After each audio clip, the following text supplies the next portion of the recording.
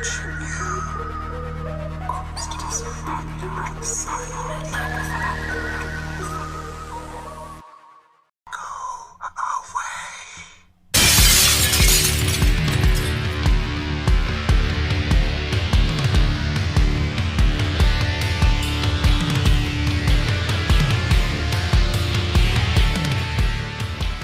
guys, and welcome back to Talking with Shadows, the conversation everyone has but no one wants to admit to. Here with your host Vic Whaley. And Marcus D. And a big shout out to our newest supporter on Patreon, Spiritual Abortion. Thank you so much. And a big thank you to all of our friends on Patreon. If you guys aren't already supporting us on Patreon, we'd love it if you considered it. If you guys like us and want to show some support to the podcast, just go over to Patreon and sign up today. You get a bunch of really cool stuff, such as the extended content for the podcast, where we do about an extra 15 to 20 minutes, as well as access to One Candle TV, which are just some videos that we only put up just for our patrons. And today, guys, we're going to be talking about blood. We're going to be talking about water. We're going to be talking about two different topics. We're going to start out with a sea serpent, and then we're going to be delving into a disappearance and possibly a murder most foul. Oh, you're hiding the best part. Vampires, guys. It's vampires. I was trying to, create some suspense. No suspense. It's just vampires, guys. It's like, we have to be up front. Yeah, we're going to be talking about vampires later. It's going to be awesome. But first, your guys' black bag tip of the day. Always have a horse nearby. If someone tries to black bag you, you can use it as a means of escape. It'll get you up high enough it'll be hard to get the bag over your head. And if you need to, have him kick the man in black. Won't it just be easier for the horse to get black bag then? I mean, if it's used to eating oats out of the bag, yeah, it's going to stick his head right in the bag. But while they're trying to drag out the horse to interrogate, that's a perfect chance for you to escape. Oh man, I would be so pissed if I was that horse and the type of hand there's no oats in here. Where we go? I'm not going anywhere now. I'll tell you this. I grew up on a horse farm, and that's an expensive loss right there, man. You're going to be feeling the loss of that horse. But it's still better than getting black bagged. Yeah, it would. Okay, so, yeah, the first thing that I'm going to talk about is recently in the news, there's this stuff going on about this weird creature that washed up on the shore of this beach in Mexico.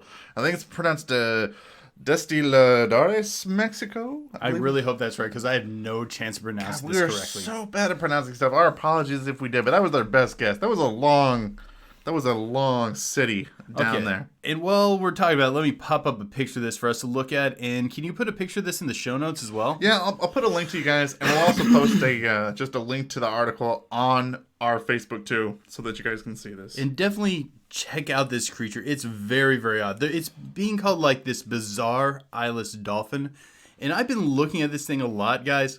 This is not a dolphin. This is definitely not a dolphin. Now, I'll give him this. The head shape looks dolphin-esque when you first look at it. But there are too many biological traits that makes this definitely not a dolphin. First, if you guys zoom in, you can make out that there's a nostril. First, dolphins don't have nostrils in the tip of their snout. They have them, on the back of the head. It's basically their blowhole. Also, if you look really close in the mouth, there's two different pictures of it. There's one where it's zoomed out and another one where it's zoomed in on the head. And this thing has 3 rows of teeth. It has the normal one like we have where it goes to the left and the right, but it has a third one going through the middle. Not a trait normal for mammals. Finally, you can notice there's these weird it almost looks like stretch marks along the neck. That's common in certain animals that gorge. It allows their throat to poof out and allow them to swallow huge amounts of food at once. And I got some theories on this, but do you want to throw anything in on this? Yeah, the first thing that I want to say is probably to people that are thinking, you're listening to this, but you don't really see it yet. The first thing that a lot of people probably think that we're talking about is some kind of globster, some sort of just decaying mass that just washed up on a beach, and that's really not what we're talking about when we're looking at this thing. Yeah. This thing has very little signs of any sort of maceration or any sort of decay on it. It's clearly dead. It's clearly had a little bit, but this is relatively fresh. Yeah, the very first thing that came to my mind whenever Vic wanted to talk about this, and I'm looking at this, is could this in some way, shape, or form just be some kind of decomposing animal? I mean, we've kind of talked about it before on the YouTube channel. We did the Montauk Monster, whatnot, and we've talked about lobsters in some way, shape, or form. But no, looking at it, it does look decayed. But the first thing that I was drawn to looking at this thing, definitely, which makes you think that, is probably the marks on the neck. It's got these stretch marks or deep cracks that kind of look like in the picture that go down its neck. And it's just a gnarly... Oh, gosh, he's pulling up a photo of it again, and it is just a gnarly, nasty-looking thing that makes me terrified to go in the ocean. Beyond that, when you look at the picture of it zoomed out where you get to see the full body, its body is more like... Some people have likened it to a tadpole. It doesn't have that sort of fanned-out tail, the flat fan that dolphins and whales have. It has more like a eel or tadpole-like tail to it. And it has this stomach area where the fin doesn't really seem to go up to. And also, no, I can't tell if it has very small eyes, but I can't pick out any definite eyes on this thing. Well, you're talking about a science thing. Like, that was one of the things that jumped out at me, too, looking at this, is there's no photos of people with the creature or anything next to it to give us some kind of like size comparison of what we're looking at. And in some of the articles, I really actually didn't see anything talking about how long this thing was. Yeah, that's one of the disappointing things about this. I would really like to have a good idea on how big this is. The picture, it seems to imply to me that it's a few feet long, though. It doesn't look like it's a very small creature. It looks like... I'm going to say at least 4 feet. Yeah, I'd say that looks about right. Probably bigger, just with what we can see from the photo. It's at least 4, but it probably could be bigger. And oh God, that is just such a terrifying thing to look at in the ocean. I think I have an idea of what we might be looking at, and this would definitely be a new species. If this is not a photoshopped image, which I'm tempted to say I don't think it is, I think that this might be some sort of unknown species of deep-sea eel. I mean, this thing's clearly a hunting predator, but it has too many eel-like shapes or traits. The extra rows of teeth, it has much longer, sharper teeth than dolphin would. They look very eel-like. That neck I was talking about where it gorges, and the tail, it looks very eel-like. Beyond that, it does seem to have nostrils towards the front, and like, say, if you pull up a picture of a moray eel, many of them have like a nostril-like structure up there. But even those kind of creatures have eyes. And when you're looking at this thing, it doesn't have eyes. And at first I thought, well, if this thing is like that far down in the deep sea, maybe it wouldn't need eyes. Cavefish don't see, and a lot of them don't have eyes, but a lot of deep sea fish still have eyes. Yeah, I'd almost still expect to see, even if it didn't use them, to see vestigial eyes, just kind of a relic left over. Vestigial eyes? Okay, a vestigial appendage is something that like we've evolved out of, but we haven't gotten rid of it yet. Oh yeah, I knew that the whole time. That's what you were talking. I knew that the whole time. That's what you were talking about. So like cavefish, they do technically kind of have eyes, but they don't work. So they're just vestigial. This thing just screams deep-sea animal to me, and I think there's another hint in the fact that everyone thought this was a dolphin. The thing is, a dolphin's face is shaped that way for a reason. It's meant to maximize the ability to hunt, streamline through the water, and... You want do you know where I'm going? Oh! Perform tricks at SeaWorld. Echolocate. If this thing's living in the deep part of the ocean and it does not have eyes, that makes me think it has to have some sort of mechanism for discerning prey around it. It could be using echolocation, and the reason it looks like a dolphin is because it's divergent evolution, where two animals unrelated to each other take on a very similar form or adaptation because it's an adaptation that works. But a weird thing about this is when you look at the photo of this thing, there doesn't seem to be any sort of reason about why it washed up on the shore. Like, if this is some sort of deep sea creature that lives down in the darkest parts of the ocean, like so far deep down that we've never seen something like this before, it doesn't look scratched. It doesn't look like it's sick. It looks actually fairly healthy. Like, it's still got like it's colored a lot like a dolphin. Like, it's got like that dolphin grayish look to it, but like it doesn't look sick. Yeah, so it's actually incredibly well preserved. So it's making me wondering what caused that thing to wash up on the ocean, or why would it wash up on the beach? My first thought is maybe climate change. I mean, we don't know what effects that's having on the deeper part of the ocean, and we do have that issue. There's a lot of fresh water pouring into the ocean right now from polar melt, and I know that's supposed to be screwing with like the jet stream and stuff like that. Mm-hmm. So that makes me think maybe it could be something like that. It could be like we could see climate change changing the face of the earth now, and its impacts on ecosystems here and its impact on animals. Like, there's so little that we know about the deep parts of the ocean. We know more about space than we do about the deep sea, the deep parts of the ocean.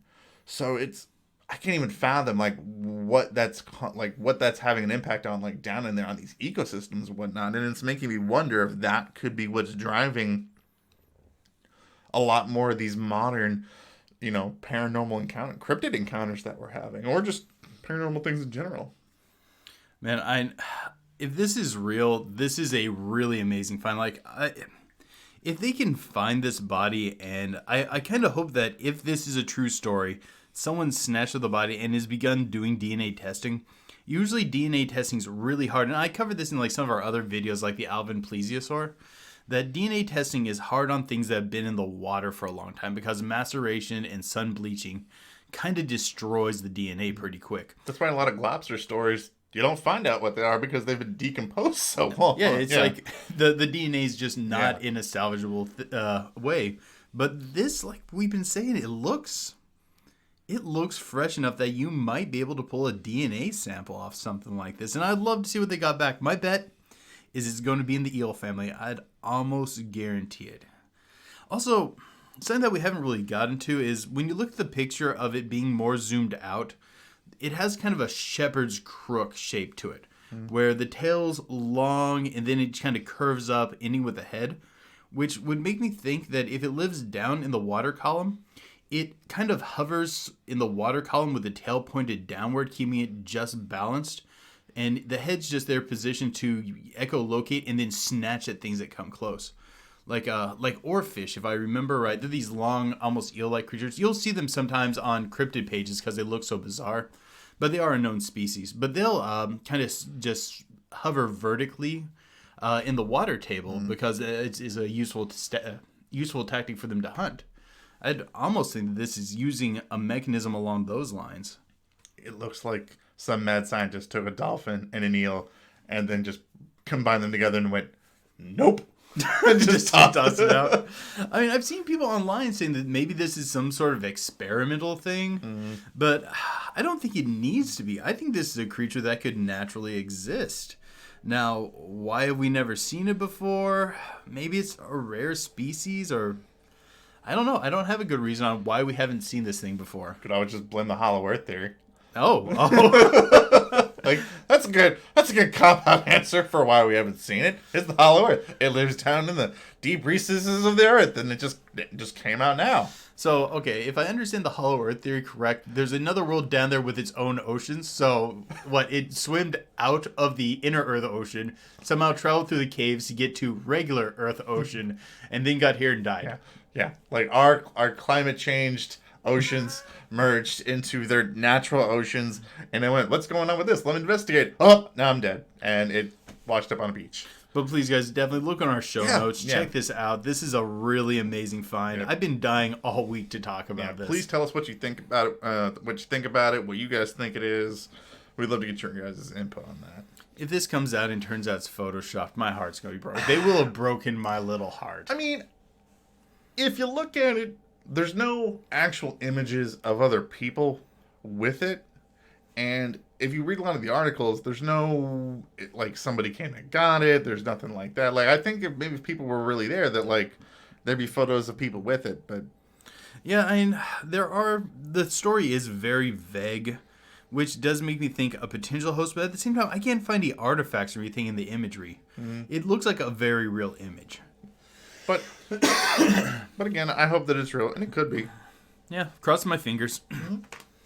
Now, if it is Photoshop, someone really did their homework biologically on this thing. Yeah. That's one of the things that really annoys me. I'm like, I know that people for a long time have been like trying to doctor photos to make stuff look like the paranormal. It always pisses me off because as technology advances, it gets easier and easier to Photoshop this stuff and create hoax images, and makes it harder on paranormal investigators like us to talk about some of this stuff. Yeah, but you don't hate that technology when you play a new video game, though. Don't bring first off, don't bring video games into this. They didn't do anything to you. I'm bringing in these terrible people that are creating hoaxes out there. Oh, if only it was still as easy as the days of Hodag. You look up that image and man, you can tell just immediately looking at that's a hoax. It's such a great story. Oh, You know, since we're sending people to the show notes, throw an image of Hodag in there too. Yeah, we'll put that on there too. Hodag is easily my favorite hoax ever. Just look at that It's thing. a good story. There's stories. It involves chloroforms on stick. Do you want to cover Hodag one day? Yeah, we Maybe should. Either in the probably do it in the extended segment. Yeah. We should totally. Oh, it's got bear wrestle. Oh, it's such a great. There's festivals about it. It's great. Oh, no. We were dedicated. We're going to talk about Susan Walsh. Okay. Susan Walsh was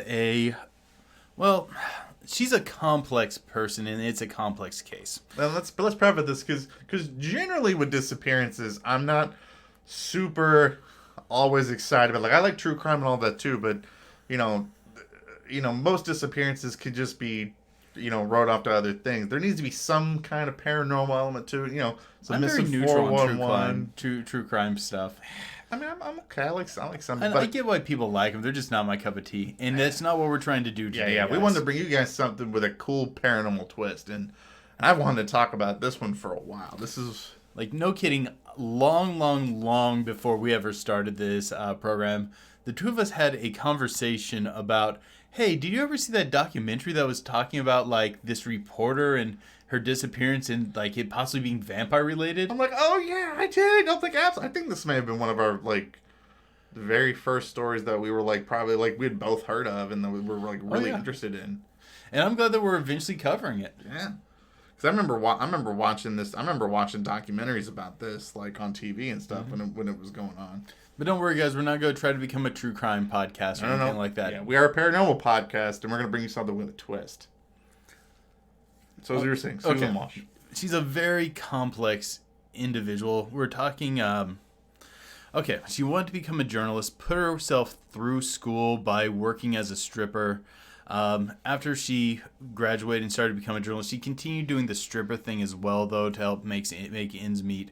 Most of her stories were focusing on kind of seedy underbelly sort of things, stories involving the life of strippers, stuff involving the mafia, and stuff involving things like vampire culture. In 1995, though, in a very odd situation, she ends up disappearing. And although there are a lot of potential suspects, it's a very odd situation. And we'll go into more detail on that here in a bit. But there's a lot to unpack in this story. There's stuff involving the CIA. And, of course, if we have a chance to talk about vampires, we're going to talk about vampires. Yeah, so right after she gets out of school, becomes a journalist, and she's really trying to dive deep. We never said where this was occurring. Well, this was New York. Sorry, guys. No, New Jersey. New Jersey is where she ends up disappearing from. She disappears on July 16th, 1997. That was the specific day that she actually disappears and goes missing. So shortly after she does this real big investigative work on the sex worker industry that she's getting involved, which is like the biggest piece that she's actually known for. What happens is there was this blood that goes missing from a local hospital, and her editor at the time really wanted to know, because people at the time were blaming vamp culture because it was exploding at this time. People that were really into going out to these nightclubs and dressing up as vampires, pretending to be vampires, calling themselves real vampires. Some of the people were. And people wanted to know, were they responsible for this blood going missing, or were they really abducting people in the night? So he sends her out to go investigate these vampires. And Susan Walsh threw herself into her work. I'm trying to be nice. With an almost unnatural zeal. If she was in for a penny, she was in for 100 pounds. Yeah. She threw herself a little bit too much into her work. Way deep into vamp culture, and she ends up writing this op-ed about the vampire culture, which doesn't get ran because she's pretty sympathetic to their cause. She initially calls the vampires the people that are in this culture harmless. She said these are people that are just out there just trying to enjoy living a double life and things like that. Which is something that makes sense for her to be able to empathize with. Yeah. I mean, she's been a stripper for a long period of time. She's probably used to that idea of the double life where she does that to get the money and then returns home and takes care of her son. Mm-hmm. But shortly after she disappears, one day, a lot of fingers get pointed at vampires abducting her. Like, actually, if you look at it, and I had to watch a lot of true crime podcasts and a lot of true crime documentaries on this, and a lot of the articles at the time coming out were really saying that people thought that she was abducted by vampire cults. Like, initially, like, more people were probably pointing to was she, like, but the real cops were looking at, like, was she maybe, like, picked up by, like, a crazy ex-boyfriend, or was it, like, the Russian mob? Because she had, a lot of her work around the sex industry was looking at the Russian Mafia, probably trying to take advantage of a lot of the women in this industry. So people are looking at that. But don't get us wrong. She had no shortage of people who could have potentially wished ill upon her. Yeah, but everybody jumped on this bandwagon of thinking vampires abducted her, or she, and even some were theorizing she ran off to become a vampire, which was kind of cool. Which, don't worry, we'll dig into that. We're getting to that. People thought that so much that this lady, Catherine Ramsland, who had probably one of the coolest titles that I've ever heard, a clinical vampirism expert. I have no clue where you get that credential from. I don't either, but that came up on a couple of those. That's just what she called herself. And she writes this book where she herself goes looking deep into these vampires to think, could they have been responsible? And her response was similar to Susan Walsh's at the time, but any good master vampires are not going to be like, hey, look, this is what we did. But I mean, we all know that vampire culture is a thing out there, and that vampire LARPs and stuff like that exist. But you know what? Just to throw a spanner into the works here, if I were a real life vampire, that's exactly where I would go. These people would be very easy to hide among. They would be very easy to manipulate. They already are looking to serve some form of dark master. I mean, I feel like you would hear about this group and you just get this like light bulb over your head and then these flashing lights saying free buffet. It's like all you can eat humans for only $4.99. I'm like, you can't even get meals like this in Vegas. Like, this is nice. Now, if we're entertaining the possibility of vampires being real and assuming that they're intelligent and manipulative in the way that we normally speculate them to be, or that we'd have to assume any sort of corporeal paranormal entity would have to be to survive in the modern world, this is something that if I was one of them, I don't think I could pass up utilizing. This would be a good tool in your toolbox. Like, I think one of the things as a vampire that you would have to do to, like, maybe make more vampires is you would have to look to see, could somebody live the lifestyle? Do you think that, like, that's a good place to go to see if people could actually live the lifestyle, though? Oh, man. I don't know if, like, say, if I was a vampire and I'm looking to, like, make more vampires, they would definitely be willing, but I don't know. Someone who's already that invested in the idea, if the truth is too far distant from it, I don't know. That might end up being a hurdle. Yeah, so when people talk about Susan Walsh and they talk about this theory that she ran off to become a vampire, then you have to ask yourself, would she make a good candidate, though, to become a vampire? Like, could she do that? And initially, when you look at her, I have this, she has this drive. She has this wanting to be, wanting to make herself better drive initially. There, it's under the surface. She struggled a lot with substance abuse, but it's there under the surface. I mean, the lady definitely has a strong will. Being a survivor of substance abuse, putting yourself through college, having to do stripping on the side, and all this while raising a kid. I mean, that's definitely shows some willpower right there. Mm. But, like, even beyond that, one of the things that pretty much everyone says is when Susan wanted to be the center of attention, she was the center of attention. When she wanted to charm someone, that person was charmed. She had that sort of animal magnetism that most fictional vampire characters wish they had.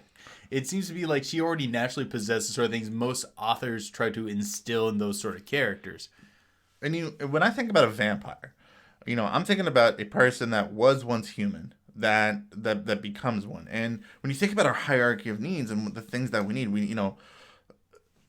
one of the things that humans need to survive is social interactions with people. And if you're a vampire and you've been around for past a generation, everybody that you know, all of your friends and family have died, and your new cycle of friends that you may meet if they're humans also die. Like you're in this constant stream of needing to find new people like that. I think even after a while, I think a real vampire would just become like just addicted to that social connection need. And Susan Walsh had that ability to make somebody feel important, make them feel special, and make them feel that connection. And I think there's something to that idea of that desire for that social need, because in many of the very old vampire stories that we have, they involve vampires just showing up at someone's house at night and just kind of wanting to engage with them. But of course, not quite doing it in a socially correct sort of way. Very awkward. But in a lot of those old stories, though, there still is that need for a social connection. There's even a famous, well, they don't call it a vampire, but basically they're describing something that we would probably consider to be a vampire. But this creature of the night that would come out and harass people, and the way the hero of the story befriends him enough to find out how to kill him, he basically socially starts engaging with him, and the guy seemed socially starved. So there's at least lore precedent for this. Yeah, because as a vampire, you're not going to have a problem finding food. The population of humanity just keeps going up and up and up. So it's always just there. What you're going to have a hard time getting are those social needs.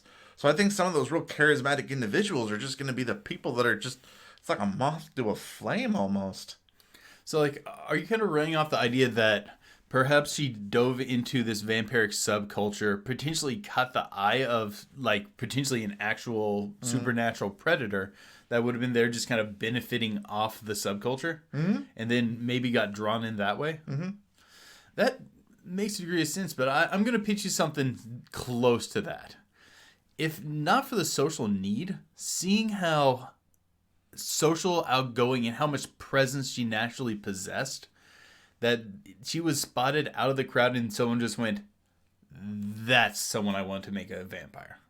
That's someone I want to bring into our flock. That's someone who could improve us as a whole. I got you. So not looking at it, this is a person that I need just for my needs, but someone that I want to just bring into the fold. Yeah, or someone that could just enrich them.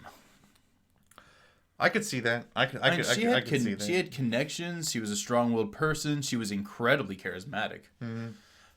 Want me to pitch you a third possibility? Well, I was going to pitch back. Okay, you pitch back. I was going to pitch. But to me, what if a lot of people also throw would necessarily you want to make somebody that charismatic that could possibly be a threat to you about drawing other people to, because if you're a vampire and you're needing that kind of social need, imagine trying to bring somebody like that and make them a supernatural creature, and then now cranking up that prowess that she has to sheer vampirism levels. That could even be a threat to that vampire's ability to create a connection. You're just begging to be usurped at that point. Yeah. What about this possibility, though? She dug too deep, found some truths, and they had to get rid of her. Yeah.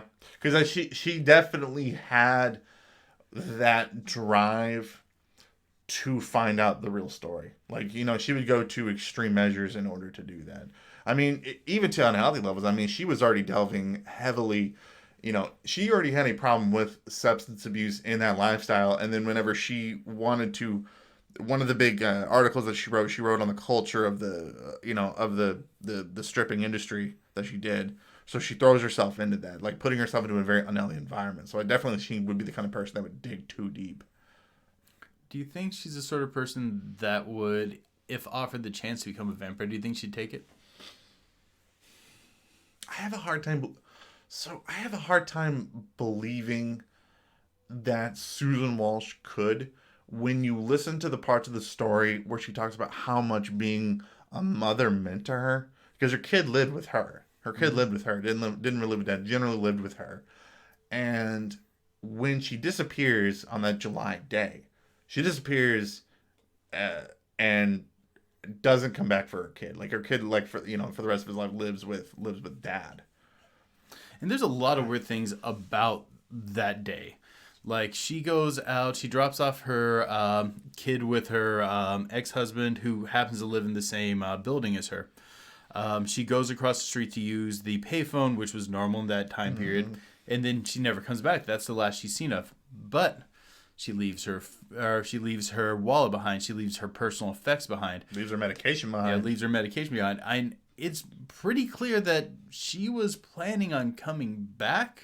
But a really creepy thing that was found also whenever which they found later was the week before. I forgot about this. The week before leading up to this day was ripped from her journal or from her itinerary.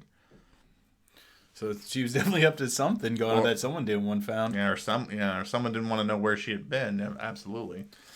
My thing is this. Some people have speculated that she killed herself, and I don't think that that's the case. And here's why. First, you usually, leave a note. People who are committing suicide very rarely are that concerned about making sure their body is unfindable. They usually don't just fully disappear like this. It would be a very unique case. Like, we work in community mental health, and have you ever actually heard about someone attempting suicide in that sort of manner? No, and actually, in a lot of cases involving, and actually a lot of people end up wanting to be found, or wanting in some way, actually to the other end. So, no, I don't. Another thing is also people think that she may have been abducted by the Russian Mafia. Like, they were the ones that came and got her, and I have a hard time believing that because she writes this her claim to fame in journalism is this piece that comes out in this book called Red Light that she did for this guy, and she generally profiles everything going on in the sex industry at the time that she was surrounded by, but there didn't seem to be any fallout from that for the industry. Yeah, and she at least seemed to have believed that she had connections still with him, because at one point she felt that in the weeks before she disappeared, someone was following her, someone was stalking her. Well, a lot of people were stalking her. And that one of her thoughts was she could go to some of the connections she still had in the Russian Mafia and see if they could deal with it. Yeah, that was very casual too. That they said, like, I'll just go to the mob and just take care of somebody that's following me. It doesn't really bother me. Yeah, so she must have at least herself thought she had a reason that she could go back to these people, that she had not fully burnt all of her bridges. Mm-hmm. But again, if you think that she was abducted by a vampire, she disappears at the middle of the day. Yeah, that's actually one of the big problems. Maybe some sort of vampiric servant, or they hired some human to, or maybe it's not a vampire. The vampire thing is a very fun idea, but there's a lot more things to kind of dive into than just that. Like, another one that people say a lot is she probably just went back to doing drugs. But I got a real quick one that kind of, I think, makes a good point here. If you're going to go abandon your family to dive into a life of drugs, why do you leave your money behind? You would definitely go back for your money. Or if you're an addict, why would you not take your pills with you? Yeah. Things that would be lucrative. Yeah, I definitely don't think that was the case. I think that she felt she was coming back, or that she no longer needed those objects. Something we'll talk about. She talked all the time about thinking she was being followed by, like, the CIA. Yeah, in a party not long before that she vanished. And I'm glad you brought this up, because I was really wanting to get into this, because this is the other strange and unusual angle on it. She was telling people that she believes she's being followed by the CIA, and that's...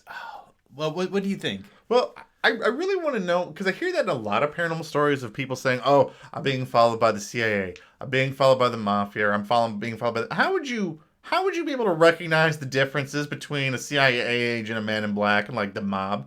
I have no clue. I do. The car. I can tell you that all of those people are going to definitely be driving different cars. If I'm in the mob, what am I driving? A Crown Victoria. Giant trunk space, 3 bodies easily. If I'm working for the CIA, Lincoln. Nice. Very nice, kind of snazzy government car. So, You think that she was able to identify more or less what a government car was and just kind of speculate from there? No, I'm saying next time you think that you're being followed by them, you need to be telling us what the car looks like. Oh. So that way we know. That way we can kind of narrow this down a little bit. Oh, I thought you were trying to imply some sort of insight she must have had. No. I'm showing a difficulty in people having an insight in what they're being followed by because of this. Because I'm a mafioso person and a CIA agent and a Man in Black are probably going to be looking very similarly while you're being followed by them. Like, I know in the last days before she disappeared, a lot of her friends were speculating that she may be getting back into drugs. And I got an alternate theory on that one, too. When you think someone's getting into drugs, you usually base that on their behavior. Usually that means they're being bizarre or they're being paranoid. Like being followed by the government. Yeah. Like, it is possible that she was. I mean, she had that history. She had been in recovery for quite some time and hadn't really had any big slip-ups that were noted. But the other possibility is she was being paranoid because someone was actually after her. Well, I mean, she was also bipolar and she was on drugs, and drugs are, no matter how med compliant you are while you're Oh, we don't know that she was on drugs. That was never it confirmed. was heavily suspected. No one had actually seen her do them. People just had suspected that she may have been on them. True, but she was in my mind, she's going to hang out a strip club, she's hanging out with seedy dudes, living this lifestyle. I mean, to me, and her friends say that she's pale, acting erratic. If it walks like a duck and quacks like a duck, it's probably a duck. I would be safe to say that. That's true about you most of the time. Pale, erratic. I know for the fact you're not on drugs. Hey, but but we're talking about like Susan Walsh. Like, if you were begging money, would you think that she was on drugs? Well, and I wasn't there to see her. Maybe I definitely think that she was acting outside her normal, and she was likely being paranoid, because that's usually exactly the behavior that makes people think someone's on drugs. Yeah. But like I'm saying, we can't really throw out that maybe she had a reason to think that she was being followed. Yeah, like if she may have just been legitimately paranoid, and that may have been making her friends believe that she's back on drugs because she's paranoid. Because hadn't she been in recovery for like over 5 years? Like she hadn't used drugs in quite some time, if I remember. Yeah, right. it had. It had been a while. But also keep in mind, anybody who's that charismatic and draws your attention to them. I mean, you could be drawing the attention of a mafia boss. That's true. And you can't really... I do think it's kind of naive, her statement on, I can probably just go to the mafia and get them to take care of something like this. It makes me think that maybe her connection with the mafia is not as sound as she believed it to be. I really don't think they forgive that fast. I'm pretty sure she probably got told a lot of wild stories when she was a stripper. Like, I'm sure she met a lot of professional athletes. You guys can't see the air quotes. Mafioso people, whatever they got to say to get some attention from a relatively attractive, charismatic woman. Let's go back to the CIA thing. Okay. What do you think that she could have done to attract the attention of a government agency? Possibly find vampires. If someone had evidence of vampires, I would imagine the government, assuming they don't already know everything there is to know about it, would be interested. But we'll keep in mind. So one of the things that happens if you're a government entity and you're needing to target a high profile person, whether it's say a mafia boss or you're the paranormal wing, the paranormal bureau for defense, whatever, and you got to find vampires. You're gonna be targeting the courier, the people, the go between people. So if she maybe had gotten contact with someone who's pretty seedy or vampires, and the government's trying to get to these people, they're gonna be following her. That makes some sense. She would likely lead them to them at some point. Vampires are good at covering their tracks. Criminals are good at covering their tracks. Someone like Susan Walsh is probably not good at covering her tracks. I know we're really pulling out the vampire thing, guys, but I got one more thing to throw on the fire. No, I think it's a good angle. I think it's a good angle. I'm just saying. Like, if you look at like traditional vampire lore, not really the movies, a vampire is basically a revenant, which is just a person who has come back to life but is effectively still a dead body. Fancy zombie. Kind of. But I know revenant is kind of a wider sweeping term, but it's a revenant that needs blood to sustain itself. Fancy. Or depending on where your vampire story comes from, sometimes it's like they need flesh or something like that. Fancy zombie that's a picky eater. But one thing that I believe would be true is I think if you became a revenant of pretty much any kind, that would pretty much end your need for chemical dependency and would probably end your need for psychological meds. I think that's an extreme measure to cure substance abuse. Let's become a vampire. I'm just saying that it would make sense that those biological needs will have stopped. I don't think she fell off the wagon that hard that she was like, man, I want to become a vampire because I want to get off crack. Like, we've met a lot of people in our career hoping to get off drugs for a variety of, for a reason. I've never seen one driven to become a vampire. I have not either. Willing to do that. But I had to say it. I had to throw this out there. Also, I got to use the word revenant. That is something I do not get to use in day-to-day conversation, and I love saying it. I got to say fancy zombie, so I'm pretty happy too. Good. I'm glad we're both feeling good about ourselves at this moment. This podcast has made us feel a lot better. Yes, absolutely. Okay. Susan Walsh, do you think her disappearance was mundane or paranormal? I know we've had a lot of fun talking it out, and a lot of people like to speculate about this, but no one ever does more of a deep dive into it or even really a conversation on it. But what do you think? There was a will for her not to be found. There is an absolute will for her not to be found. I would say there is definitely strong paranormal aspects of there was a lot of unusual things going on with Susan Walsh. Something that, I am that we do know a lot about, and I don't think that people talk a lot about when it comes to like vamp culture. Any culture that has like a really strong like secretive identity, like something like that. Whether it's there's a lot of vamp cultures are like that. LARPers are like that. I've seen people in SCA. You adopt this any place where you adopt this other identity. People are very protective of that world. And if you have somebody who is diving deep into it that you may see as a threat, or you may respond to it, or she may be that just drawn to it. So it could be them, it could be her. I like talking about vampires. I am not 100% sold that they are a real thing. I think their lore is interesting. It deviates a lot from kind of the Hollywood idea of a vampire, and that's an idea that we have been leaning kind of heavily on. But it makes for an interesting, fun conversation. But what I would say is I do definitely believe there are corporeal supernatural entities that have a vested interest in hiding among humans.